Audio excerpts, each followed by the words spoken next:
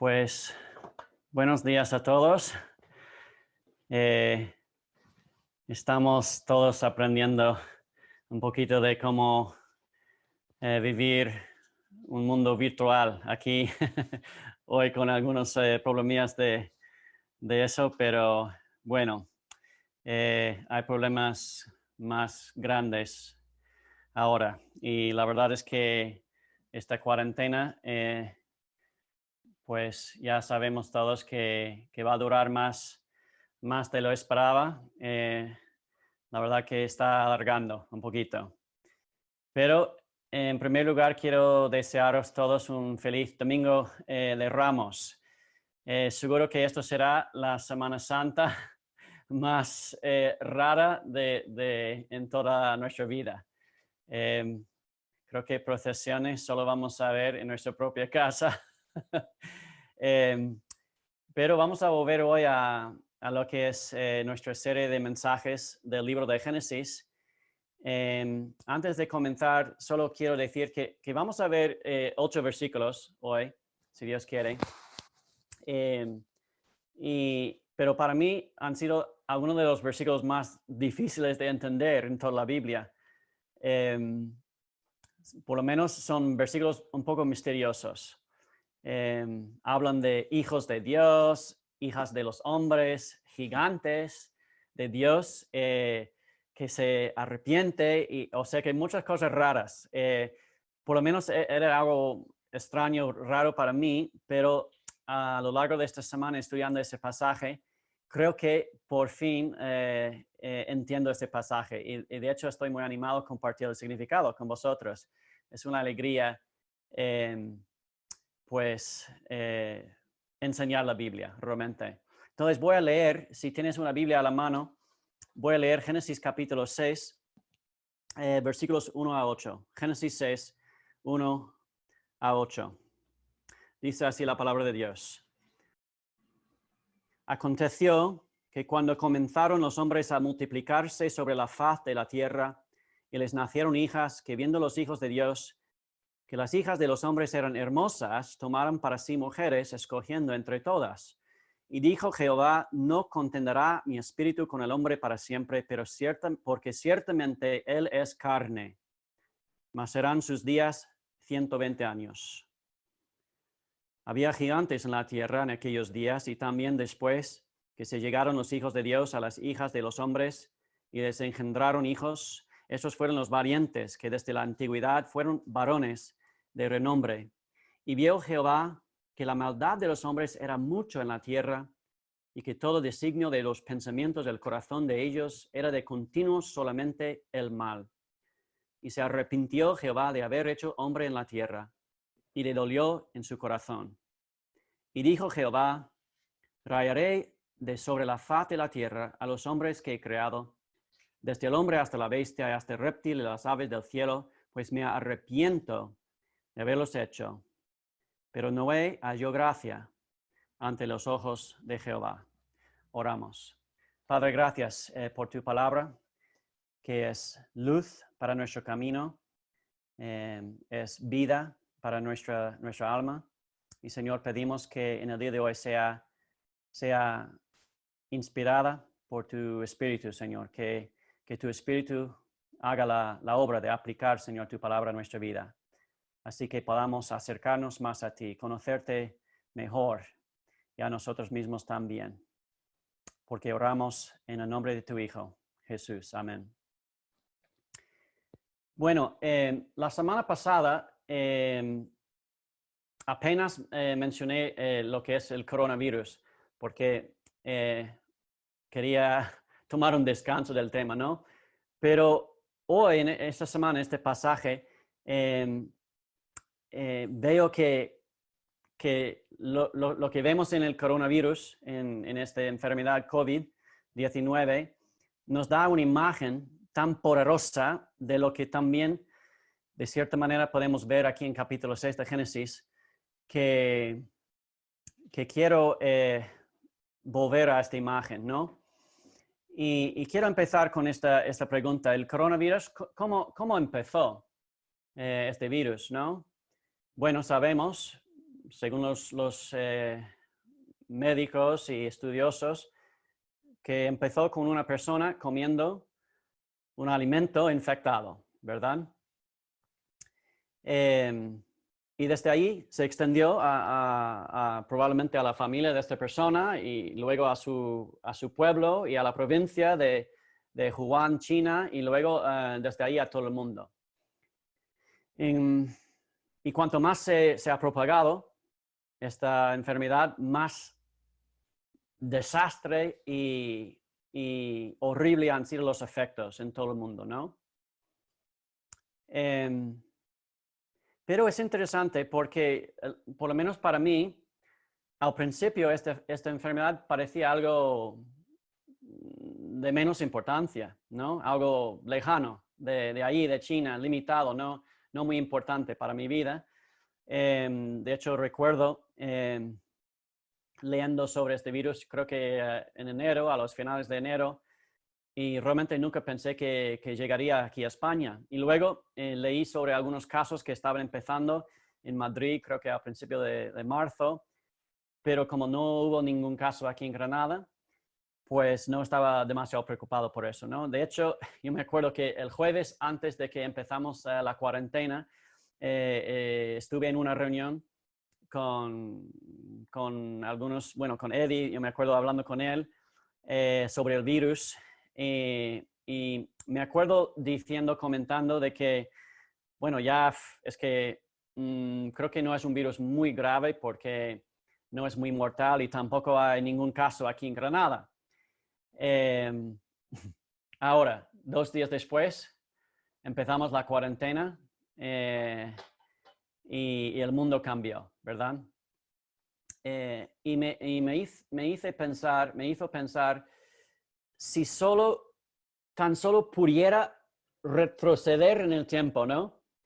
Y si pudiéramos retroceder en el tiempo y advertir a todos los gobiernos y decir, cuidado, hay que tomarlo en serio ya, ¿no? Y bueno, lo que vemos en este pasaje, capítulo 6 de Génesis, es un registro de la propagación del pecado en la historia del mundo. Y podemos decir que comenzó con una persona comiendo un alimento infectado. Se extendió luego a la familia y luego a sus hijos, su descendencia, al mundo entero, ¿no? Y tal vez al principio, no sé, parece como un hecho pequeño, ¿no? Tal vez no damos mucha importancia a esta historia en Génesis capítulo 1.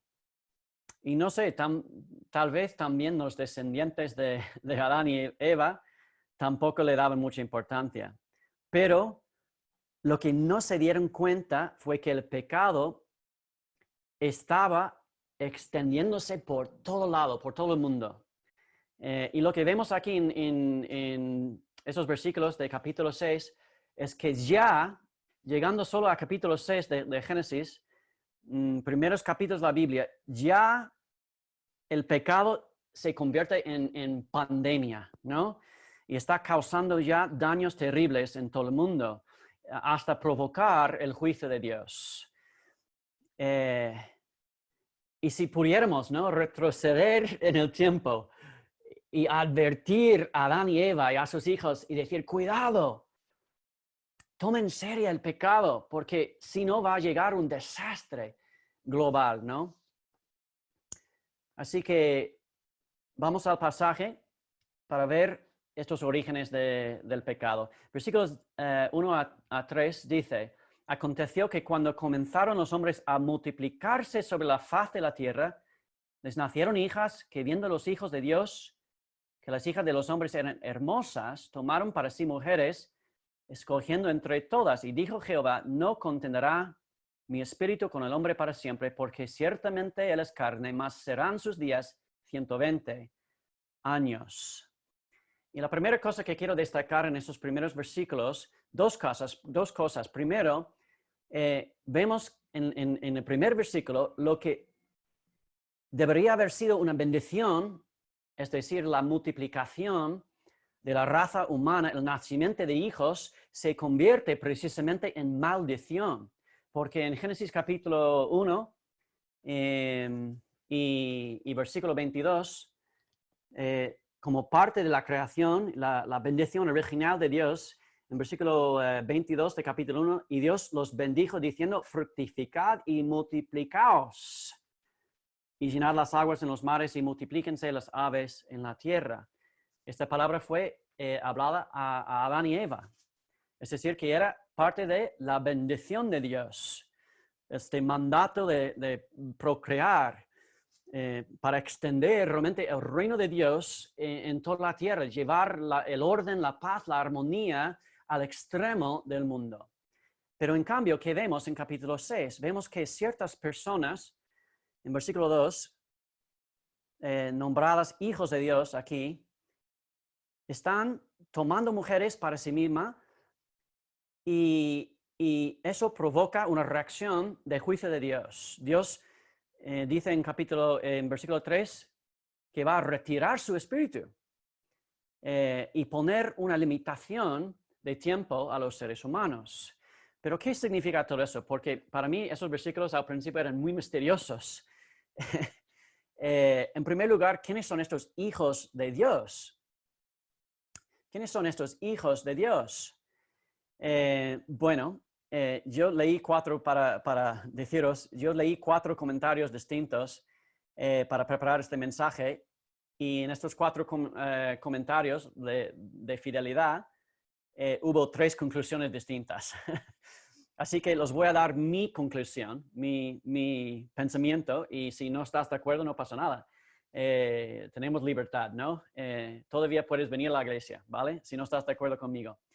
Porque la interpretación del capítulo 6 de Génesis no es una doctrina esencial. Bueno, para ser miembro de la iglesia, sí hay ciertas cosas, ¿no? Tienes que creer en Jesús como tu Señor y Salvador, que la Biblia es la palabra de Dios, lo esencial. Pero la interpretación de Génesis 6 puedes discutir conmigo, no pasa nada.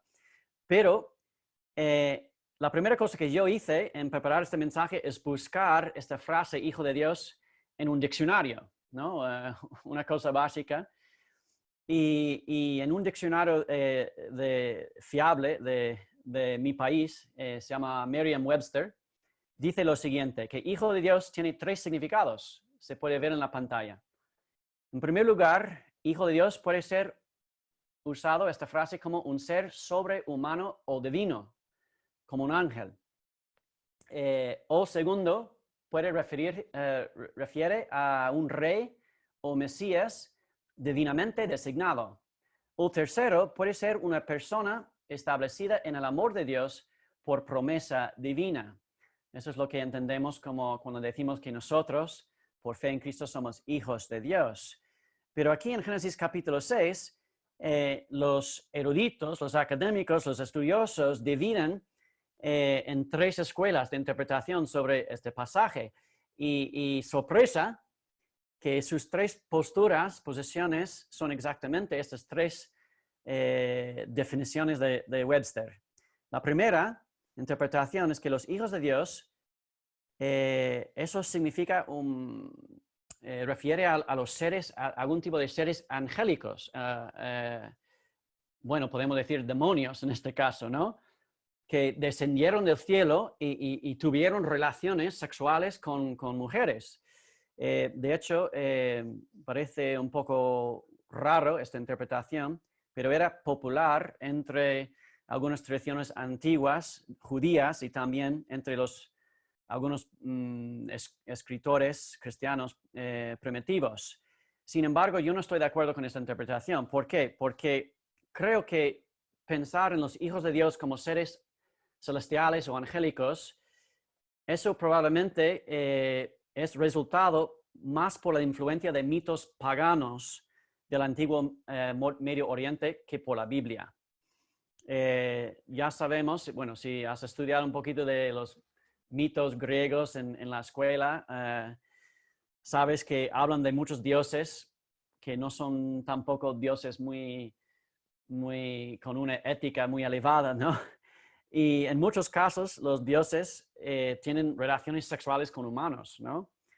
Incluso más tarde, en las religiones paganas griegas, bueno, eso es la foto que creo que vamos a poner en la pantalla ahora. Hay dos ejemplos. He sacado dos fotos de Google.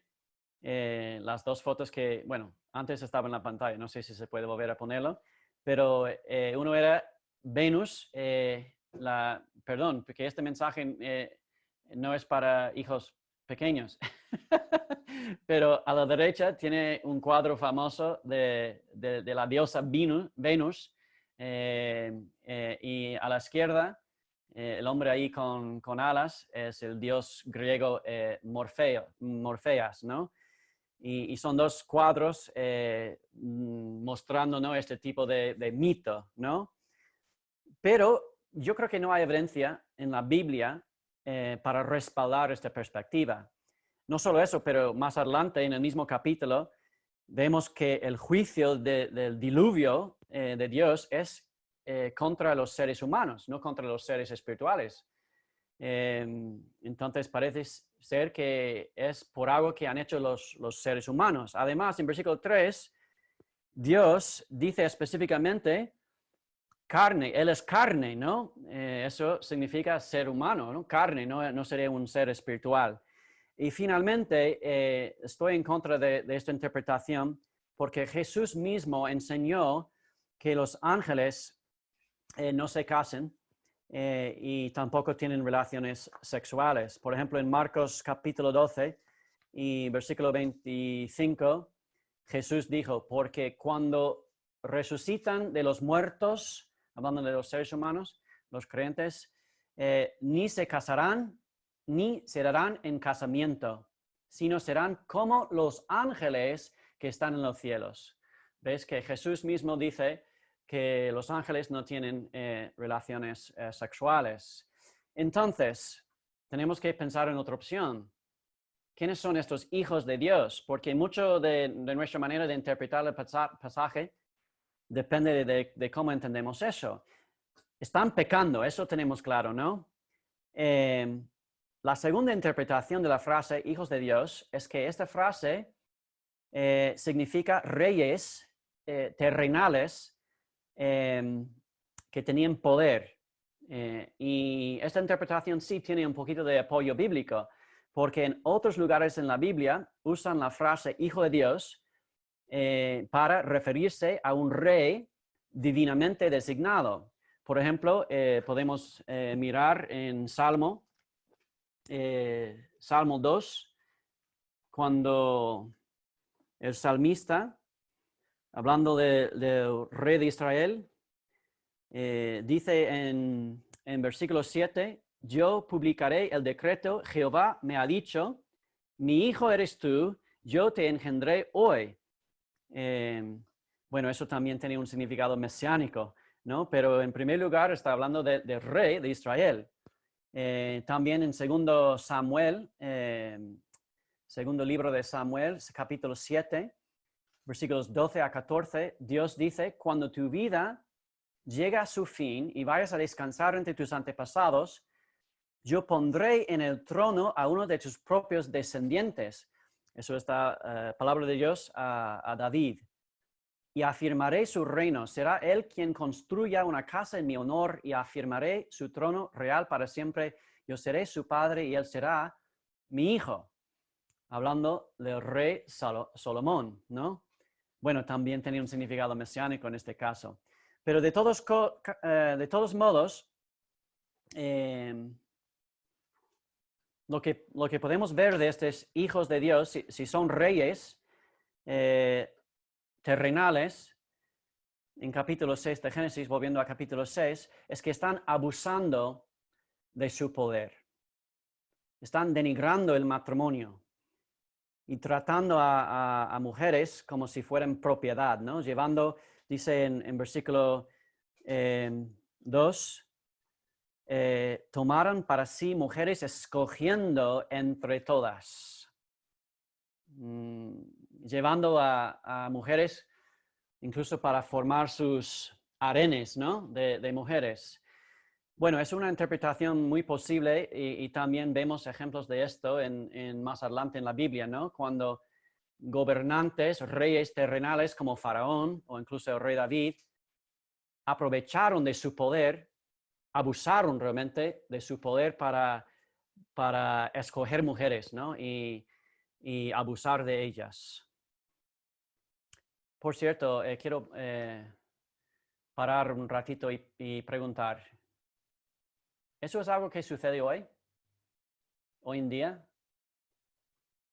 Hombres ricos, hombres con poder que abusan de mujeres, que van a un club, ¿no? de caballeros o a sus yates de lujo, tratan a las mujeres como si fueran, como si son, ¿no? Esclavas sexuales, denigran la institución del matrimonio que ha inventado Dios. Pues claro que sí, claro que sí. Y bueno, a veces es muy fácil para nosotros señalar, ¿no? a los ricos que hacen este tipo de cosas, o los políticos que abusan de su poder, pero no tenemos que ir más allá. Puedes pensar incluso en la industria mundial que fácilmente entra en cada hogar en este mundo, que es la industria de pornografía. Una industria basada en el abuso de mujeres, ¿no? Pero bueno, hay una tercera interpretación de hijos de Dios que para mí es lo más convincente y se ajusta mejor a la evidencia bíblica. Y está relacionado con lo que mencioné la semana pasada sobre las dos líneas de gerencia. Creo que tenemos una diapositiva de la primera línea de herencia. Bueno, lo que se ve aquí son dos líneas de herencia. Uno de Adán a Noé y otro de Noé a Abraham, o sea que antes y después del diluvio, ¿no? 10 generaciones, número de perfección equilibrada, ¿no? Estos dos linajes. Pero os acordáis de que en capítulo 4 también habla de una herencia, una línea de herencia, los descendientes de Caín, ¿no? Que es la descendencia pecaminosa. Y lo que yo pienso estudiando ese pasaje es que esta tercera interpretación de hijos de Dios es que hijos de Dios refieren a esta línea de Adán a Noé por su hijo Set, ¿no? Porque es la línea de los hijos elegidos de Dios. Es por esta línea de descendientes que Dios va a cumplir su promesa. Es su pueblo es el pueblo de Dios y por eso llevan este nombre hijos de Dios. Por otro lado tenemos el otro linaje, ¿no? de descendientes que es el linaje pecaminoso a través de Caín. Y eso para mí sería lo demás, ¿no? Hijas de los hombres, dicen, de los hombres, en vez de hijos de Dios.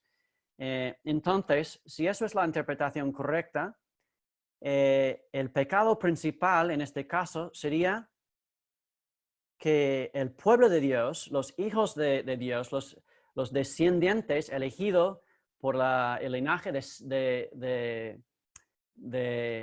Set, empiezan a elegir y casarse con no creyentes. Y quizás también practicando la poligamia. Practicamos la poligamia. En este caso, los hombres del pueblo de Dios, los hijos de Dios, están eligiendo a los no creyentes del mundo pagano para ser sus mujeres. Y también dice que están eligiendo un cónyuge a base de su lujuria, realmente. Valoran la belleza externa. Dice en versículo 2, las hijas de los hombres eran hermosas. O sea que solo están poniendo valor en su belleza en vez de en su carácter y su trasfondo de Dios.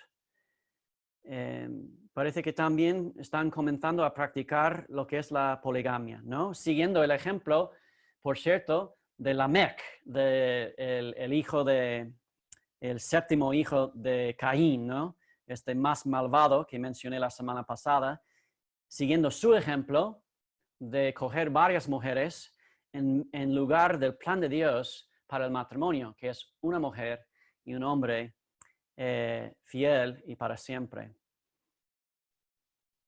Y bueno, quiero también tomar una pausa y preguntar, ¿eso tiene aplicación hoy en día?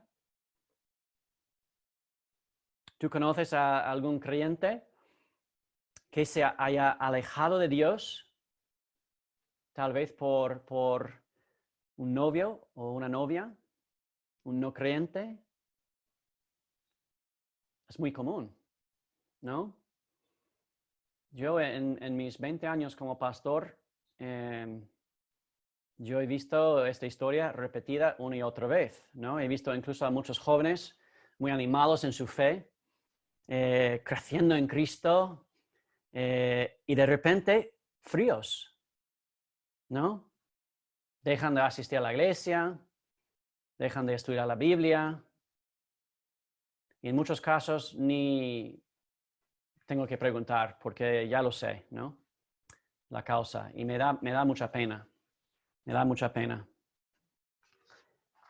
Por cierto, la Biblia está llena de ejemplos, llena de ejemplos de este peligro. Por ejemplo, podemos pensar en el rey Salomón, un fiel hombre de Dios, siervo de Dios, fue elegido por Dios para construir su templo, fue llevado a la apostasía, dice la Biblia. ¿A través de qué? A través de sus matrimonios con mujeres no creyentes. O podemos pensar en el caso del pueblo judío, después de su regreso de Babilonia. Tenemos esta cita en Esdras capítulo 9, Esdras 9, 1 y 2, dice, el pueblo de Israel, incluso los sacerdotes y levitas, no se ha separado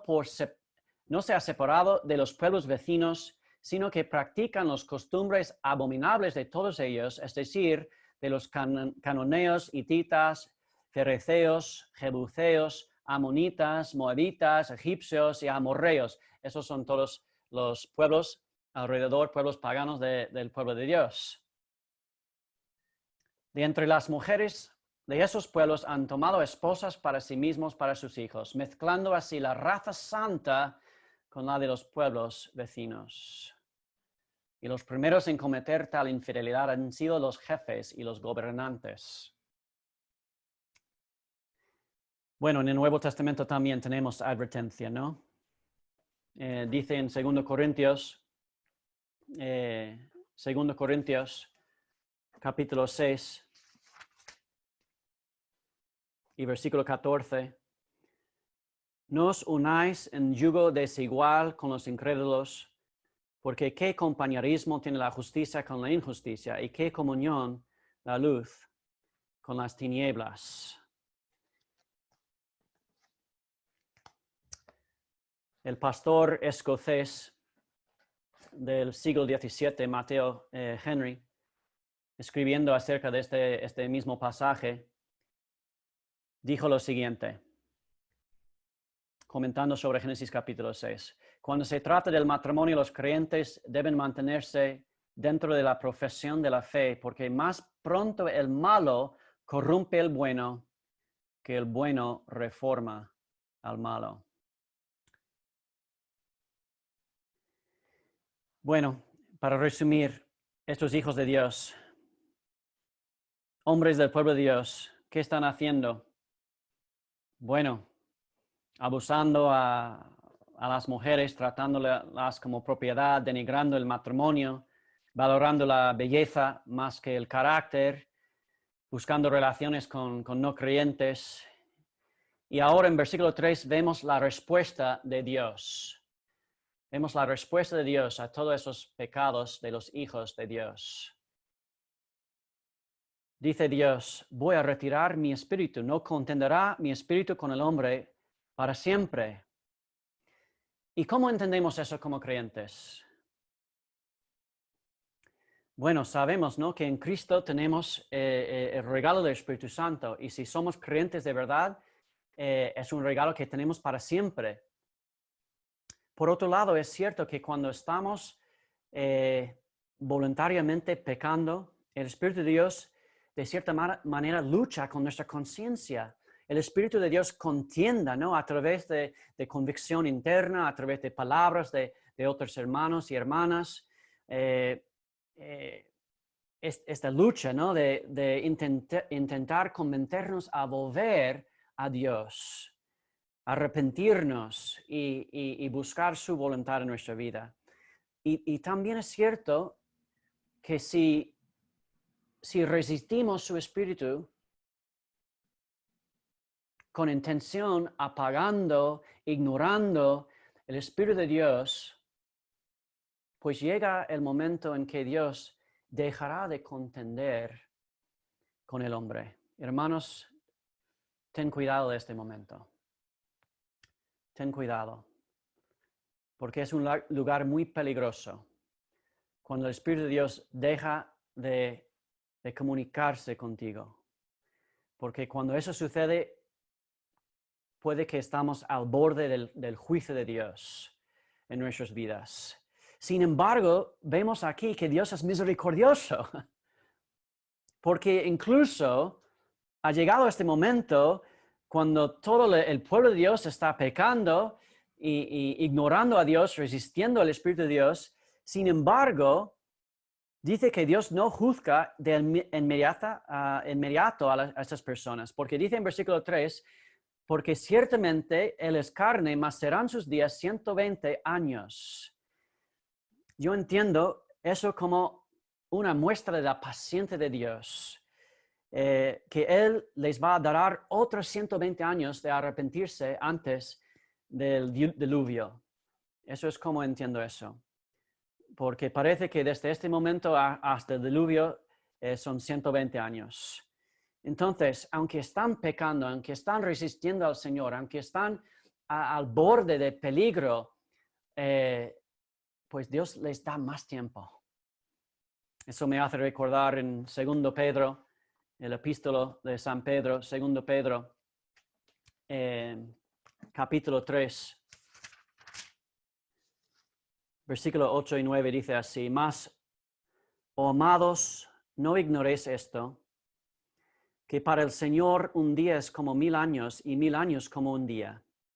El Señor no retarda su promesa según algunos la tienen por tardanza, sino que es paciente para con nosotros, no queriendo que ninguno perezca, sino que todos procedan al arrepentimiento. El versículo 4 dice, había gigantes en la tierra en aquellos días, y también después que se llegaron los hijos de Dios a los hijos de los hombres y les engendraron hijos, y estos fueron los valientes que desde la antigüedad fueron varones de renombre. Bueno, otro misterio aquí. ¿Quiénes son estos gigantes en la tierra? Y para entender eso, yo creo que es importante entender que la palabra gigantes en el idioma original es una palabra que viene de un verbo que es caer. O sea que realmente el significado literal es los caídos. Y esta palabra se usa en otros momentos en la Biblia para referirse a hombres, sí, de gran estatura, ¿no? Por ejemplo, en Números capítulo 13 y versículo 33, cuando los hombres de Dios fueron enviados a la tierra de Canaán, ¿no? Para espiar y para ver cómo está la gente, y vuelven con este informe, dicen, también vimos allí gigantes, ¿no? La misma palabra.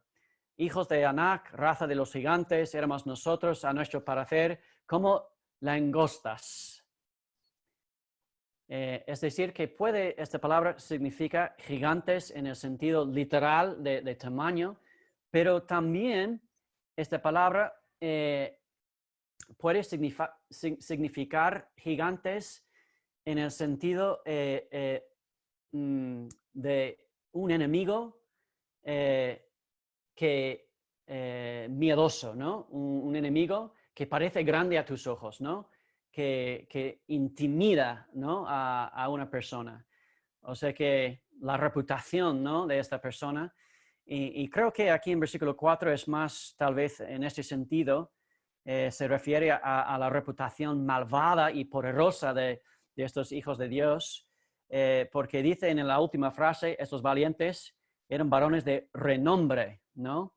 Y por eso entiendo que eran gigantes en el sentido de tener una reputación como enemigos fuertes, ¿no? Y hombres de guerra y todo eso. Y bueno, debemos pensar y preguntar, ¿no? ¿Eran conocidos estos hijos de Dios? ¿Por qué? ¿Por su fe en Dios? ¿Por su fidelidad a Dios? ¿Por su entrega a Dios? No, por ser varones de renombre. Y por cierto, eso tiene un significado de guerra. O sea que eran guerreros, hombres malvados, de violencia. Por eso eran conocidos los hijos de Dios. Y es una cosa, ¿no? Cuando los héroes de la cultura son malvados o son violentos. Pero es otra cosa cuando son populares, son héroes, como dice aquí, valientes, precisamente porque son violentos. Y a eso ha llegado el pecado en el mundo, ¿no? Y bueno, vamos a llegar al versículo 5 y 6, que es el punto culminante de este pasaje. Versículos 5 y 6 dice así: y vio Jehová que la maldad de los hombres era mucha en la tierra, y que todo designio de los pensamientos del corazón de ellos era de continuo solamente el mal, y se arrepintió Jehová de haber hecho hombre en la tierra, y le dolió en su corazón. Lo que vemos aquí es que la enfermedad del pecado ahora se convierte en pandemia. Y quiero preguntaros, ¿cuándo se convierte una enfermedad en pandemia? Bueno, hay tres factores, ¿no? Primero, la extensión. Una enfermedad que solo permanece en una sola región o solo afecta a una pequeña proporción de la población no es una pandemia. Pero cuando comienza a crecer, ¿no? a infectar a toda la población, saltar los límites de las regiones, las naciones, los continentes, comienza a cumplir uno de los criterios de una pandemia, ¿no? Entonces, primer criterio es la extensión. Segundo, la profundidad. La gravedad de la enfermedad, los profundos efectos en el cuerpo humano, ¿no? Porque, por ejemplo, puede que un simple resfriado se extiende por todo el mundo, ¿no? Pero eso no será una pandemia. Es solo cuando una enfermedad tiene efectos graves, profundos, causa enfermedades graves e incluso la muerte, ahora comienza a cumplir los criterios de una pandemia. Y bueno, podemos pensar en estas dos características del pecado en ese momento, porque dice que vio Jehová que la maldad de los hombres era mucha en la tierra. O sea que no en un solo lugar, pero en toda la tierra. Luego dice que todo designio de los pensamientos del corazón de ellos. Eso es la profundidad del corazón. Como dice en Santiago capítulo 1, versículo 15, entonces la concupiscencia, después de que ha concebido, da a luz el pecado. Y el pecado, siendo consumado, da a luz la muerte. Jesús también dijo algo parecido en Mateo capítulo 15 y versículo 19. Porque del corazón salen los malos pensamientos, los homicidios, los adulterios, las fornicaciones, los hurtos, los falsos testimonios, las blasfemias. Entonces podemos ver en este versículo 5, hablando del pecado, la extensión, la profundidad y tercero, la continuidad. La continuidad. La continua amenaza del contagio, ¿no? Por cierto, lo que ha hecho este coronavirus ser tan difícil de parar, de contener en este mundo, es que tiene un periodo prolongado de contagio, ¿no? A diferencia de muchas enfermedades, por ejemplo, la gripe común, que la gente muestra síntomas rápidamente, son contagiosos solo un par de días tal vez. Esta enfermedad COVID-19, coronavirus, puede permanecer escondido, ¿no? Latente durante entre 2 y 14 días. Y todo ese tiempo también es contagioso. Se propaga de persona a persona sin que ellos lo sepan, ¿no? Y bueno, aquí en versículo 5 de Génesis, vemos que el pecado cumple esos 3 criterios de pandemia. En extensión, porque la maldad de los hombres era mucha en la tierra. En profundidad, todo designa los pensamientos del corazón de ellos. No es solamente una enfermedad superficial, va a la raíz de nuestros corazones. ¿El corazón qué es? El corazón en la Biblia se refiere al centro de todos los pensamientos, las emociones, la voluntad, es el panel maestro de control, ¿no? De nuestras vidas. Y esto, lo que encontramos aquí en versículo 5, está corrompido el corazón por el pecado. Y bueno, llegamos también a esta última frase, era de continuo solamente el mal. Hermanos, por eso el problema del pecado en este mundo nunca se puede resolver mediante un plan de autoayuda, ¿no? Tampoco por confeccionar una lista de reglas religiosas y seguirlas. No. Lo que entendemos de la palabra de Dios es que la enfermedad, por decirlo, del pecado requiere un nuevo corazón, un trasplante de órgano. Y eso solo puede venir por la gracia de Dios a través de la fe en Cristo. Y versículo 6, llegamos a lo que yo he puesto como el título de este mensaje, el primer arrepentimiento de la Biblia. Y eso es curioso porque cuando nosotros decimos arrepentimiento, pensamos a menudo en el arrepentimiento del ser humano. Pero también esta frase puede ser una descripción de nuestro Dios. ¿Cómo es posible? Aquí vemos a Dios describiéndose a sí mismo en términos humanos para que podamos entender mejor quién es Él. Dios dice, se arrepintió de haber hecho hombre en la tierra. Por supuesto, el arrepentimiento de Dios es distinto que el arrepentimiento del ser humano.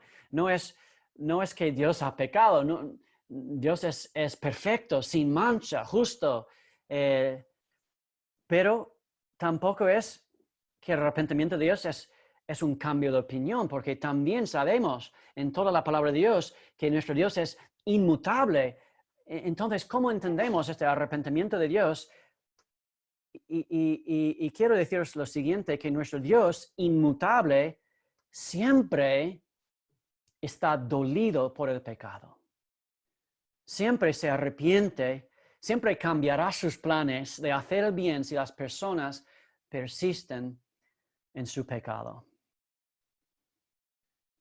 Para mí, estas palabras que encontramos, esta autodescripción de quién es Dios, me recuerdan como una madre o un padre, ¿no? Que ve a su niño o su hijo tal vez muy rebelde, ¿no? y produce no solo enojo, ¿no? Pero también dolor. Y vemos este tipo de descripción de Dios en toda la Biblia. De hecho, Dios es todopoderoso, sí. Dios es perfectamente justo, sí. Pero el Dios de la Biblia no es un Dios griego insensible a la condición humana o un Dios de venganza y capricho. No, nuestro Dios de cierta manera siente dolor y sufrimiento cuando ve el pecado de su pueblo.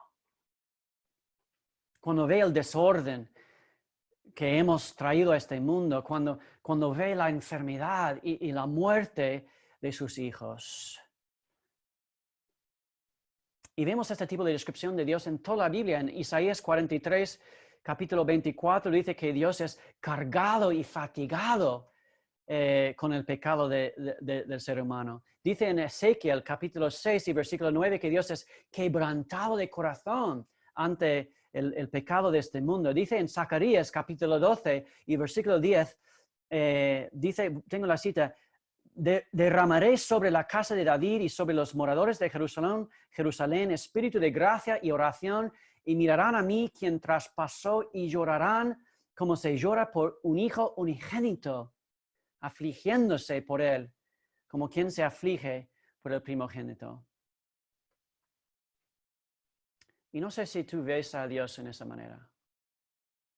Si solo piensas en Dios como un juez sentado en su trono, frío, alejado, un Dios de ley.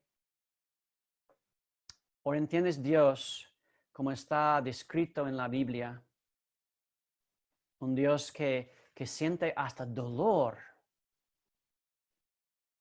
ver el quebrantamiento de este mundo. Hermanos, en estos días de cuarentena, quiero animaros a que tomen en serio no solo esta enfermedad de COVID-19, sino también la enfermedad que es mucho más grave en este mundo, que es la enfermedad del pecado. Yo sé que no es una palabra popular, pero es una palabra bíblica. Y quiero animaros a que os pidáis a Dios que Él se revele a algunos lugares, empezando con nosotros mismos. Algunos lugares en tu vida, en tu corazón, que son duros, que son rebeldes, que son quebrantados, que causan dolor al corazón de Dios. Quiero que tomemos en serio esta advertencia, ¿no?, que tenemos en Hebreos capítulo 3.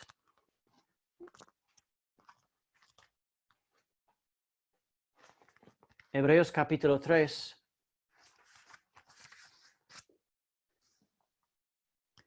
Y versículo 12 dice así, una advertencia: mirad, hermanos, 3:12, mirad, hermanos, que no haya en ninguno de vosotros corazón malo de incredulidad para apartarse del Dios vivo. Antes exhortaos los unos a los otros cada día, entre tanto que se dice hoy, para que ninguno de vosotros se endurezca por el engaño del pecado, porque somos hechos participantes de Cristo, con tal que retengamos firme hasta el fin nuestra confianza del principio. Entre tanto que se dice, si oyeréis hoy su voz, no endurezcáis vuestros corazones como en la provocación.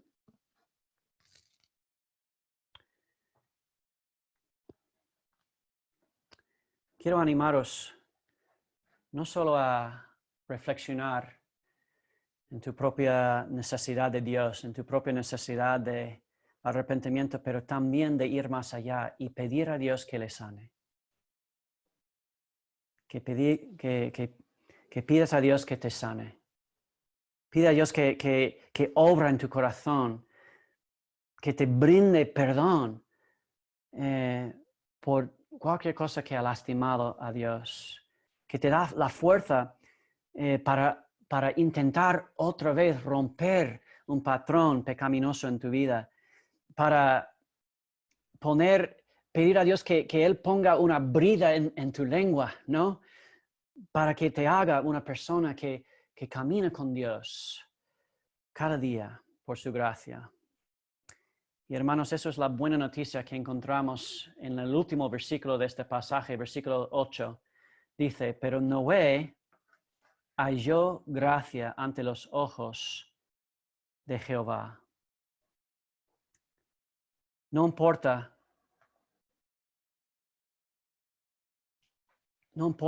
la situación en que te encuentres hoy. No importa la seriedad de esta enfermedad en este mundo, de nuestras circunstancias, porque al final Dios está obrando por su gracia para avanzar su reino. Y por la gracia de Dios, después de, en versículo 7, pues anunciar su intención de juicio sobre este mundo, y parece que no hay esperanza, que el mundo va a ser destruido, Dios termina con una promesa. Porque había encontrado un hombre llamado Noé, un hombre por su gracia que no había endurecido su corazón. Y Dios va a usar a Noé para continuar su promesa, para traer salvación al mundo a través de la promesa que fue hecha a Eva, ¿no? Que este vencedor herido, prometido en versículo 15 de Génesis 3, la simiente de la mujer que va a aplastar la cabeza de la serpiente Satanás, que Dios va a cumplir con esta palabra. Hermanos, hoy es Domingo de Ramos. Domingo de Ramos, cuando los cristianos a lo largo de los siglos han celebrado la llegada de Jesús a Jerusalén, este Hijo de Dios, Hijo verdadero de Dios. Un hijo de Dios en contraste con estos hijos de Dios en capítulo 6 de Génesis, un hijo de Dios que no abusó a las mujeres de ninguna manera, ni abusó de su poder. Y él tenía todo el poder del mundo a su alcance. Pero más bien, en este Domingo de Ramos, entra en la ciudad santa montado, sentado en un burro. El rey divinamente designado, quien a través de su muerte y resurrección ahora es coronado rey del universo, sentado en un burro. Y un día, dice la palabra de Dios, Jesús vendrá nuevamente en poder y en gloria. Dice así en Apocalipsis, y con este versículo termino. Apocalipsis capítulo 1 y versículo 7. Dice Jesús, el Jesús resucitado, he aquí que viene con las nubes, y todo ojo le verá, y los que le traspasaron, y todos los linajes de la tierra harán lamentación por él. Sí, amén. Dice Jesús, yo soy el alfa y la omega, principio y fin, el que es y que era, y que ha de venir, el Todopoderoso. Padre, gracias por tu promesa, que a pesar de la pandemia de pecado, a pesar de este mundo tan roto, tan quebrantado, Señor, tú sigas extendiendo tu reino por toda la tierra. Padre, reinos terrenales han llegado y han desaparecido, pero tu reino sigue extendiéndose en esta tierra. Y por eso, Señor, te damos las gracias. Padre, te pido, Señor, que este momento de cuarentena sea de nuestra ventaja, Señor, que no seamos endurecidos, Señor, de corazón, que seamos dispuestos a buscarte y escuchar tu palabra y volver a los caminos de Dios y volver a ser los verdaderos hijos de Dios por fe en Cristo. Gracias, Padre, que cuando fallamos tenemos el perfecto perdón de Jesús, que es suficiente para todo de nuestro pasado, todo de nuestro presente, todo de nuestro futuro, y que es poderoso para llevarnos a tu reino celestial. Padre, en esto confiamos. En esto declaramos, en eso estamos de pie, porque si no, ¿qué es este mundo? ¿Qué es esta vida? Gracias, Señor, por las promesas de tu palabra. Ayúdanos a creer y a aferrarnos, Señor, a quién eres tú. Oramos en el nombre de Jesús. Amén.